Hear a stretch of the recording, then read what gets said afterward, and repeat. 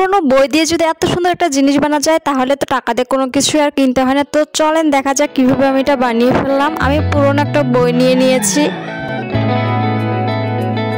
বইটা এবার আমি ছিঁড়ে কয়েকটা আলাদা আলাদা অংশ করে নিচ্ছি, আর এটার আটার অংশটা আমি কাঁচি দিয়ে কেটে ফেলবো।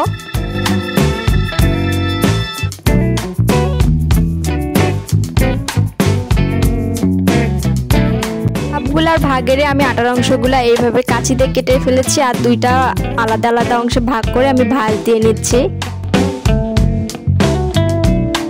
দুইটি ভাঁজের অংশ একসাথে করে আমি দড়ি দিয়ে শক্ত করে বেঁধে নিচ্ছি।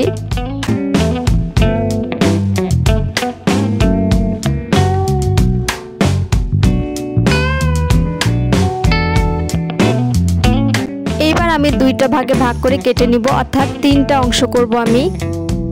আর এইভাবে আমি দুই পাশেই কেটে নিব।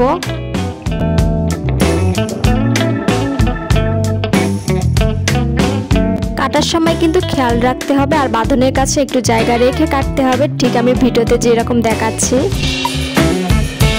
নিচের অংশে যে পেজগুলো আছে সেগুলো প্রতিটা পেজ একটা একটা করে উপর থেকে নিচে ভাঁজ দিয়ে নিব, ঠিক আমি যেভাবে দেখাচ্ছি।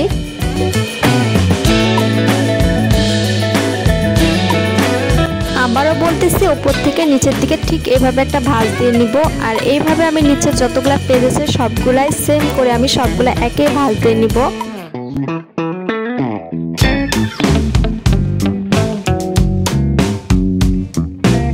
নিচের সব পেজগুলো এইভাবে ভাঁজ করা হয়ে গেলে আমি এবার মাঝখানে পেজগুলো ভাঁজ করব।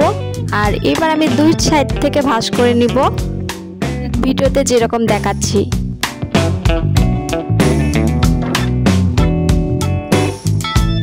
মাঝের সব পেজগুলো এইভাবে ভাঁজ করা হয়ে গেলে এবার আমি উপরের পেজগুলো আবার ভাঁজ করব। এটা আমি উপর থেকে আবার নিচে ভাঁজ করে নিব, ঠিক নিচের ভাঁজটা আমি যেভাবে করেছিলাম।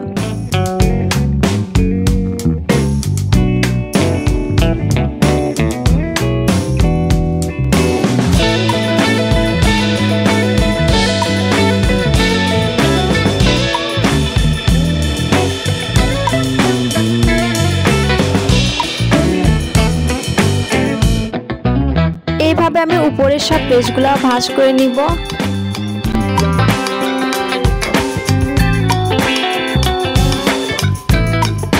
সব পেজ ভাঁজ দেওয়া হওয়ার পর কিন্তু আমার এটার কাজ একদম শেষ। আর এটা দেখেন এখন কতটা সুন্দর হয়ে গেছে।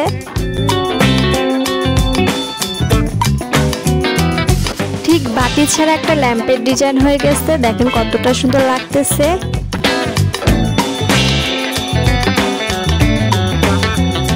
কোনো প্রকার খরচ ছাড়াই যদি পুরনো একটা বই দিয়ে এত সুন্দর জিনিস তৈরি করা যায় তাহলে আর দেরি করবেন কেন, অবশ্যই আপনারাও ট্রাই করবেন। আর আমার এইটা কেমন হয়েছে অবশ্যই কমেন্ট করে জানাবেন। আজকের ভিডিও এই পর্যন্ত, ভালো থাকবেন সবাই, বাই বাই।